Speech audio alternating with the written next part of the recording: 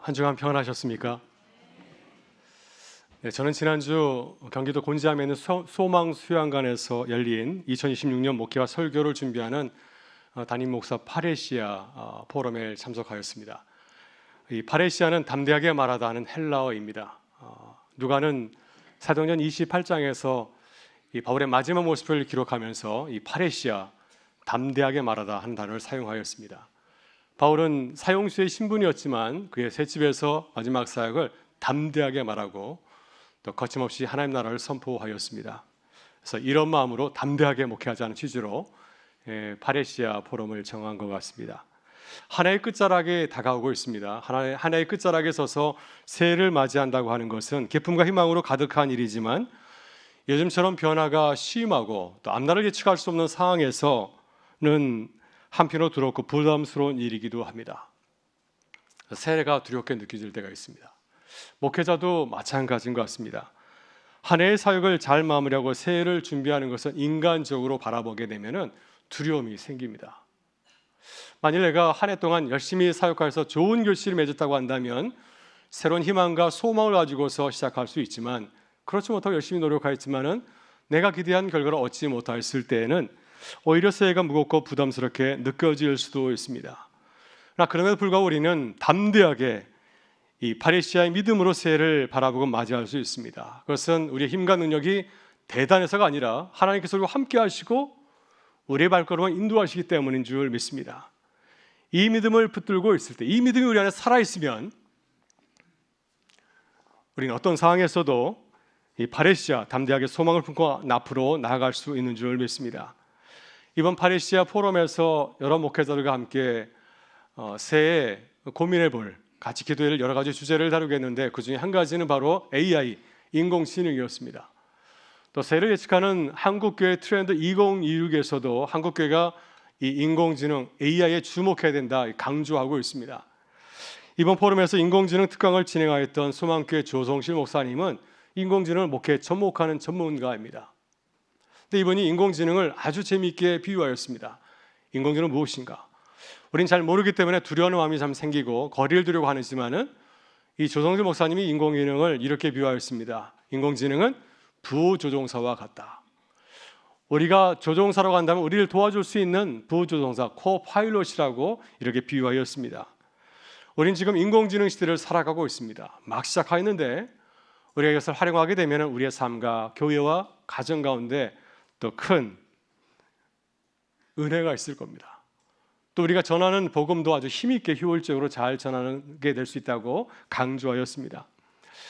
이번에 인공지능을 경험할 수 있는 좋은 기회를 갖게 되었는데요.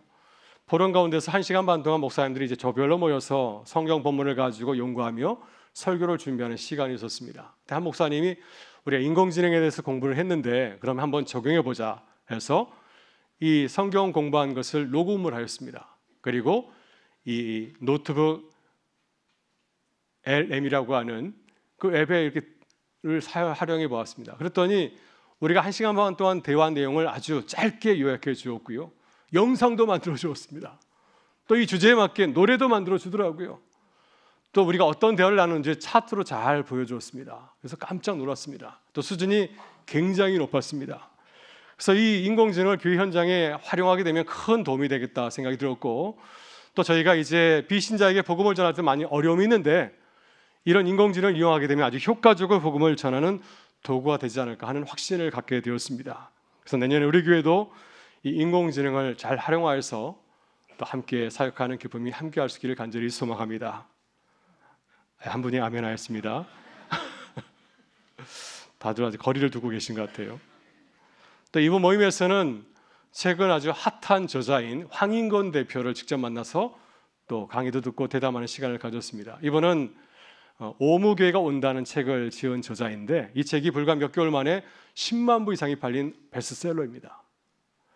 저도 설교시에 말씀드렸지만 이번이 쓴 오무교회가 온다 해서 오무교회는 5가지가 없는 교회입니다. 무엇이 없다고 하였습니까? 첫 번째는 로고에 십자가가 없고 또 새벽 예배와 성경 공부 구역 모임이 없고 장로의 직분이 아직 없는 교회입니다. 사실 이 5가지는 전통적인 교회에서 매우 중요한 요소이죠.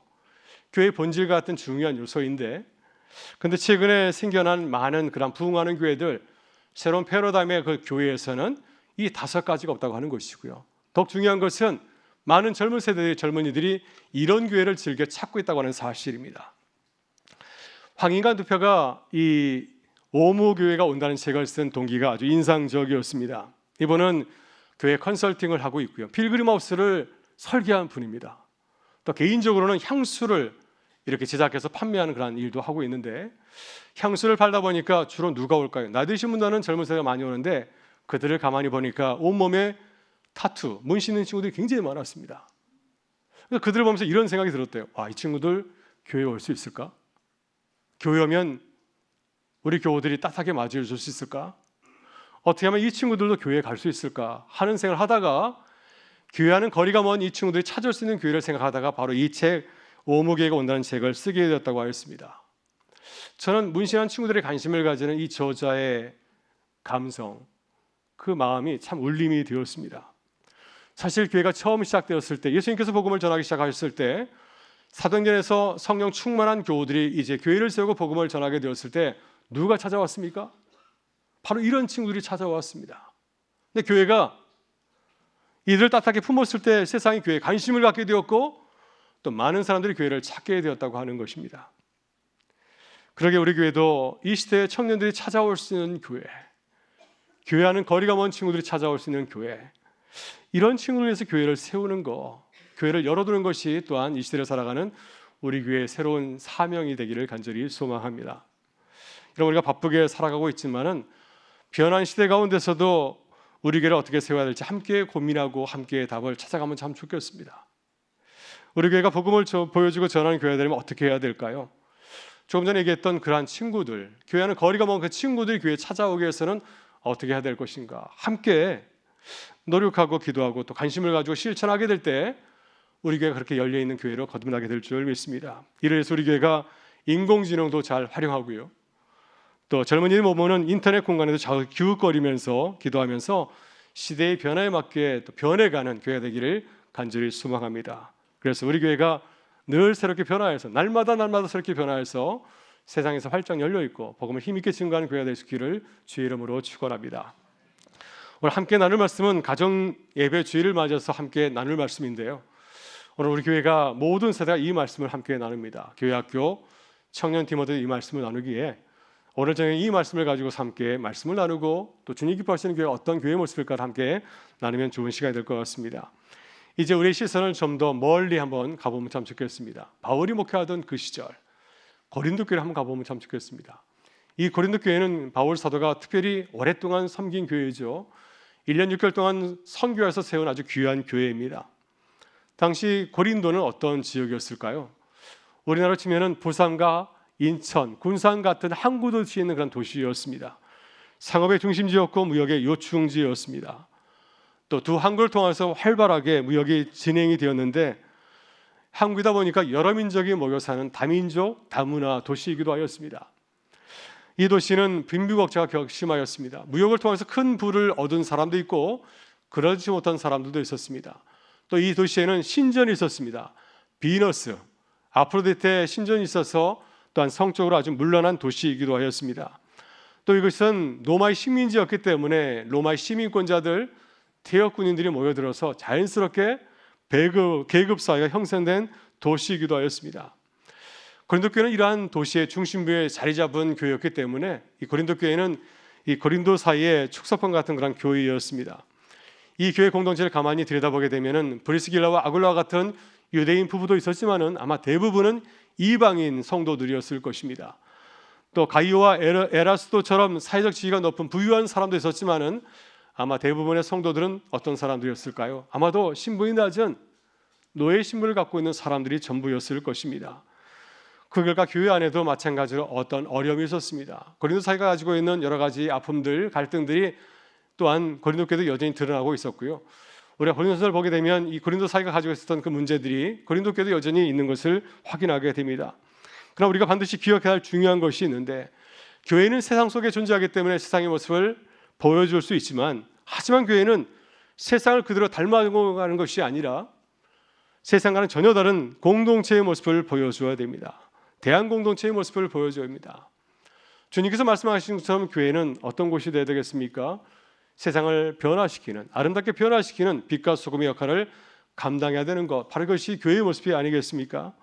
오늘 본문은 고린도 교회 공동 식사 중에 나타난 공동체의 문제를 다루고 있습니다.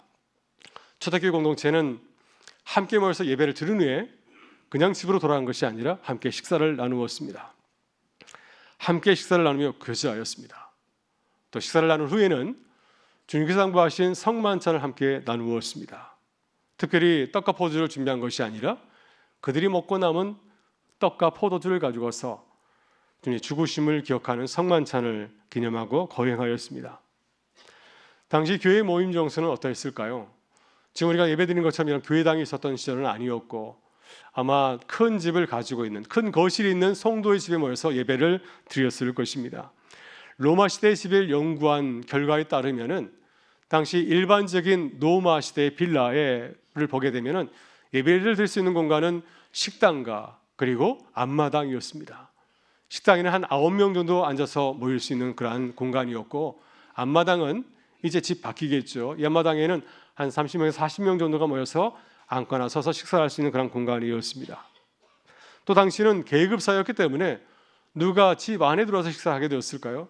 식당에서 식사하는 사람들은 상류층, 신분이 높은 사람들이었을 것이고, 그리고 앞마당에서 식사하는 사람들은 계급이 낮은 사람들, 노예 신분을 가진 성도들이었을 것으로 보입니다. 오늘 본 말씀 가만히 식사하는 모습을 보면서 오래전 이 부교육자로 섬길 때 교회가 생각이 났습니다. 제가 교회에 이제 부목사로 부임하게 되었을 때 그 교회에서는 이제 교회 부임하게 되면은 집안을 다 정리하고 또 부교육자 가정을 초대해서 식사를 함께 나누는 집들이 시간이 있었습니다. 그래서 저희 가정도 이제 가정을 잘 정리하고 이제 초대하였는데요. 부목사님은 20명이 넘으셨습니다. 사모님과 자녀들과 합하면은 5, 60명이 집에 몰려들었습니다. 작은 집에 몰려들었으니 어떻게 했을까요? 정말 아비규환이었습니다. 목사님들은 거실에서 함께 식사를 나눴고 사모님과 자녀들은 이제 빈 방에 가서 흩어져서 식사하게 되었습니다. 너무 많은 사람들이 몰려들어서 신발이 너무 많아서 문을 닫을 수가 없었습니다. 그래서 목도에도 신발이 이렇게 질박에 쌓여 있었습니다. 아마 고린도 교회가 가정집에 모여서 예배드릴 때 이런 모습이 아니었을까? 아마 집안에 사람들이 가득 넘쳤을 것입니다. 많은 사람들이 집안에 모여서 오랜만에 함께 예배하고 식사하고 교제하는 모습이 얼마나 훈훈하고 아름다웠을까요? 하지만 사도 바울은 이 고린도 교회의 가정 예배, 가정 식사 소식을 들으면서, 공동 식사 소식을 들으면서 박수를 보낸 것이 아니라, 그들을 칭찬한 것이 아니라 오히려 그들을 크게 책망하였습니다. 17절에서 바울 사도가 이렇게 책망하는데 같이 한번 읽어볼까요? 내가 명하는 이 일에 너희를 칭찬하지 아니하노니 이는 너희의 몸이 유익하지 못하고 도리어 해로움이라. 여러분, 사도 바울이 고린도 교회의 예배드리는 모습, 공동식사의 모습을 보면서 박수하지 아니하고 책망한 이유가 어디 있을까요? 20절과 21절에서 바울 사도는 이렇게 설명하고 있습니다. 같이 한번 읽어보겠습니다. 그러면 너희가 함께 모여 주의 만찬을 먹을 수 없으니 이는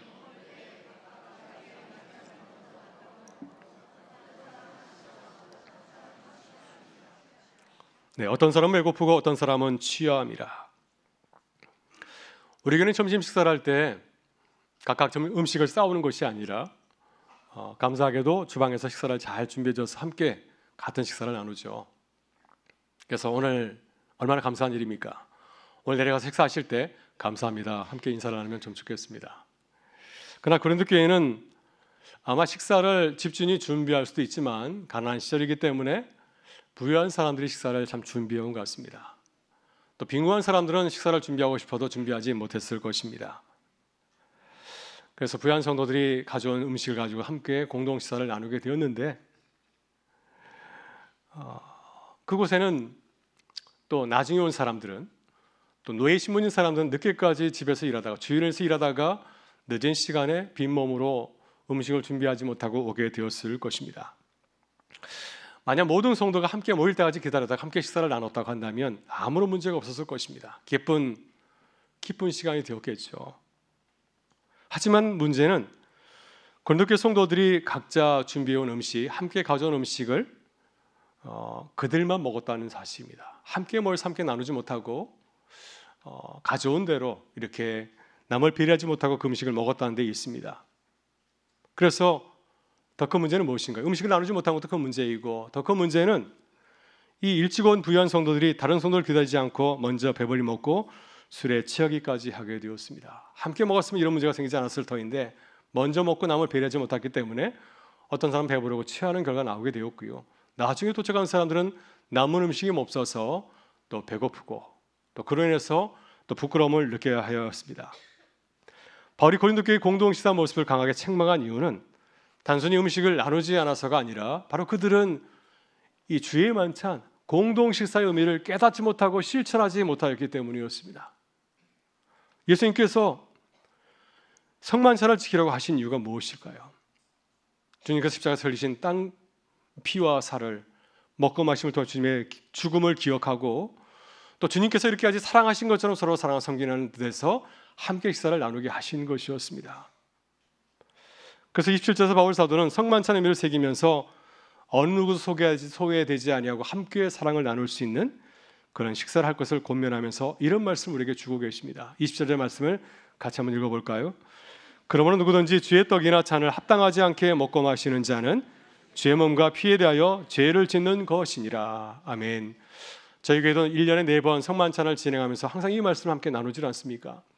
이 말씀에서 합당하지 않게 먹고 마시는 것, 우리 이것을 개인의 신앙의 문제로 이해할 때가 참 많이 있습니다. 내가 평소에 하나님의 말씀대로 잘 신앙해야 내가 부끄럽지 않게 주의 잔과 떡을 받을 수 있는 것이 아닌가 하면서 자신의 모습을 바라보는데, 오늘 본문에서 바울 사도가 말씀하고 있는 합당하지 않게 먹고 마시는 것은 바로 공동체를 가리키고 있습니다.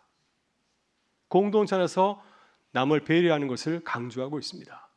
그래서 오늘 본문에서 바울 사도가 합당하지 않게 주님의 살과 피를 먹고 마시는 사람, 어떤 사람을 가리키고 있습니까? 공동체를 잘 모르는 사람, 자기만 생각하는 사람, 자신의 음식만 챙겨 가지고 와서 먹는 사람을 가리키고 있습니다. 따라서 고린도 교회의 공동 식사의 자리는 어떤 자리였을까요? 그들만의 식사의 자리였습니다. 사사 그들이 함께 모여서 성만찬을 나눴다 할지라도 주님과 상관없는 그들만의 식사에 불과하였습니다. 왜? 그들은 서로를 배려하지 아니하고 주님의 사랑으로 바라보면서 그 사랑을 실천하는 마음이 전혀 없었기 때문입니다. 그래서 22절에서 바울 사도는 이렇게 책망하고 있습니다. 너희가 먹고 마실 집이 없느냐? 너희가 하나님의 교회를 업신여기고 빈궁한 자들을 부끄럽게 하느냐?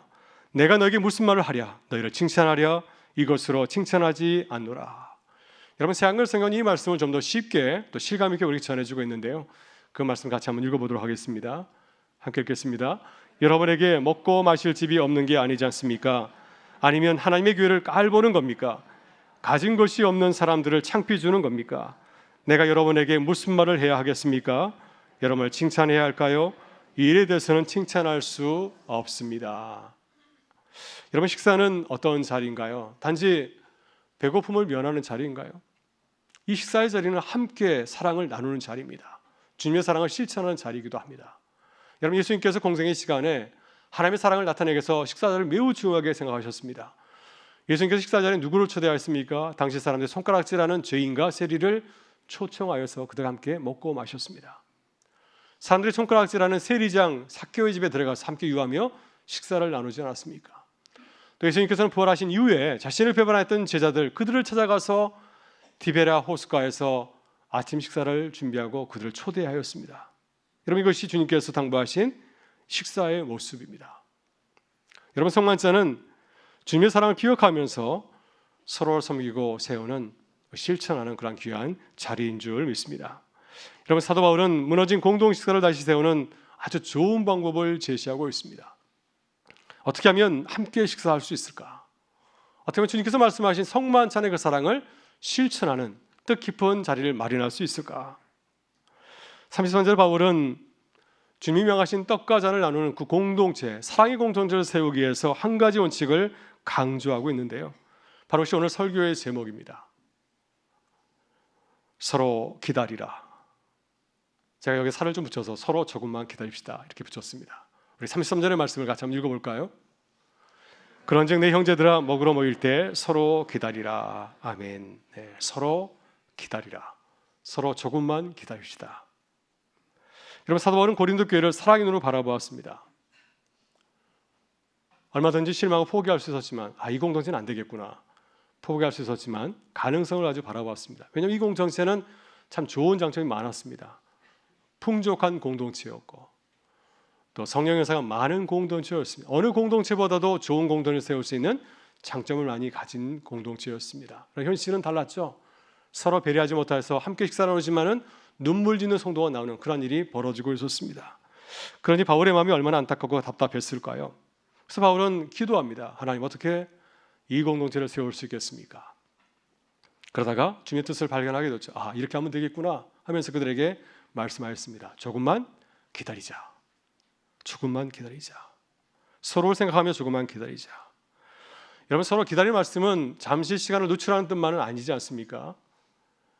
이 말 속에는 한 사람 한 사람의 인격을 존중하고 존중하는 의미가 담겨 있습니다. 왜냐하면 그곳에 모인 모든 성도는 그리스도께서 그들에서 죽으신 참으로 존귀한 자녀들이기 때문에, 주님께서 죽기까지 하신 그런 사랑의 대상이기 때문이고요. 또 그리스도의 피로 한 가족이 된 귀한 사람들이기 때문입니다. 그래서 우리는 주 안에서 서로를 배려하고 존중해야 됩니다. 이것이 교회의 아름다운 모습이기 때문이죠. 오늘 우리는 고린도 교회의 모습을 통해서 우리의 모습을 한번 점검해 보실 수 있기를 바랍니다. 또 바울의 모습을 한번 본받으면 참 좋겠습니다.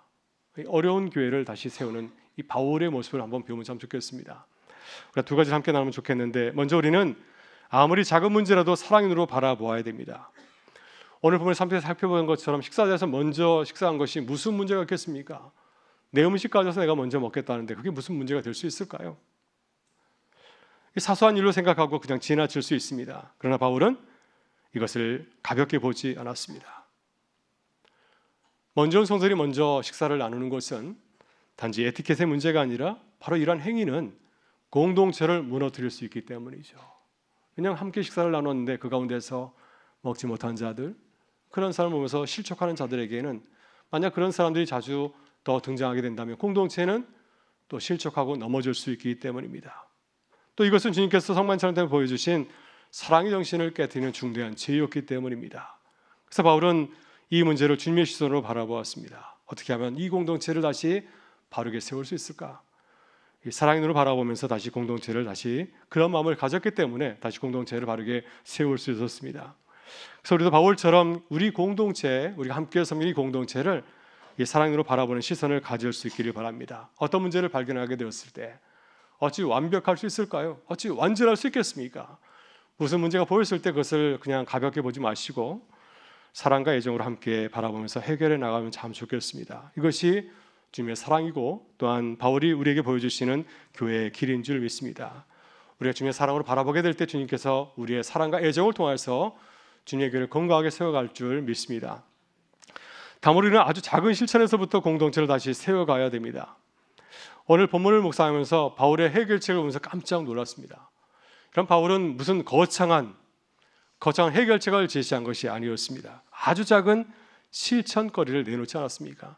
이것부터 시작하자 하면서 공동체를 향해서 조금만 손을 내서 기다리자 하는 말씀을 전하였습니다. 여러분, 이것은 누구나 할 수 있는 일이 아닌가요?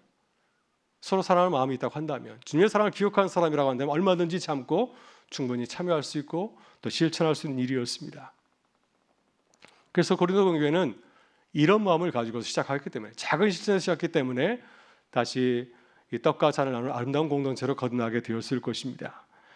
여러분, 그래서 우리도 작은 실천으로 건강한 공동체를 세워가야 됩니다. 바울처럼 누구나 할 수 있는 작은 실천을 통해서 시작하면 참 좋겠습니다. 우리 함께 작은 일을 실천하게 될 때 주님께서 양보하신 아름다운 공동체 세워가는 기쁨을 누리게 될 줄 믿습니다. 우리 어떻게 건강하고 행복한 공동체를 세워갈 수 있을까요? 하나님께서 우리에게 좋은 공동을 주셨는데 어떻게 실천하면 참 좋겠습니까?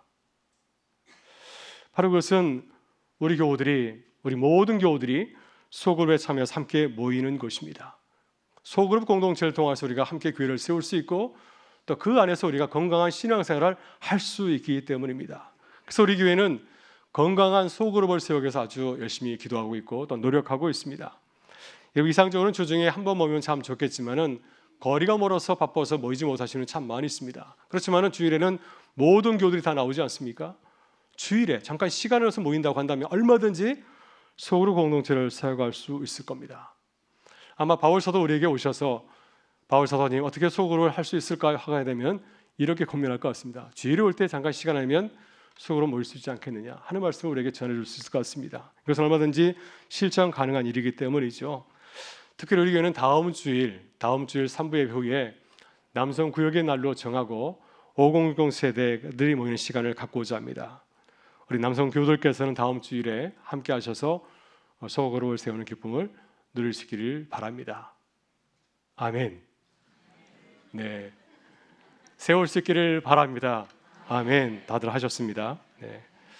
지난주 저는 좀 바쁜 한 주를 보냈습니다. 월요일부터 목요일까지 소망수양관에서 파레시아 포럼을 하게 되었는데요. 보니까 화요일에 서울 소복노회가 거룩한 피 강성교회 파주에서 열렸습니다.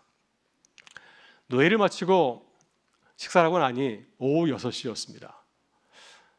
집에 가서 쉬고 싶은 마음이 있었지만 2시간 걸리는 소망수양으로 다시 향하였습니다. 제가 그곳에 간 것은 바로 소그룹에 대한 기대 때문이었습니다. 선후배 목사님들과 만남이 저에게 큰 쉼과 힘을 주리라 믿었기 때문에 그곳에 가게 되었고, 또 잠깐의 시간이었지만 함께 또 나누면서 또 큰 은혜를 경험하고 또 힘을 얻고 돌아올 수 있었습니다. 저는 우리 교회 소그룹 가운데 또 이런 은혜를 더하실 줄 믿습니다. 또 이미 우리 가운데는 이러한 소그룹의 기쁨을 누리고 있는 많은 구역교회들이 있습니다. 여러분, 이 은혜에 참여하기 위해서, 공동체 세우기 위해서 우리가 할 수 있는 것이 무엇일까요? 우리의 마음을 열고 주일에 잠깐 시간을 내어주는 것입니다. 주면을 사모하면서 소그룹에 참여하게 될 때 우리 가운데 건강한 교회가 세워지고 또 성도의 참된 기쁨을 누리게 될 줄 믿습니다. 사랑하는 교회 여러분, 오늘 우리는 바울을 통해서 건강한 교회를 세우는 비결을 함께 나누지 않았습니까? 그것이 무엇인가요? 아주 작은 문제라도 주님의 사랑을 바라보고 작은 실천부터 시작하는 것입니다. 사랑으로 바라보고 작은 실천을 시작하게 될 때 하나님께서 우리 가운데 건강한 교회를 세우는 기쁨을 주실 줄 믿습니다. 함께 수고하여 건강한 교회를 세우는 기쁨이 함께 하시기를 주의 이름으로 축원합니다.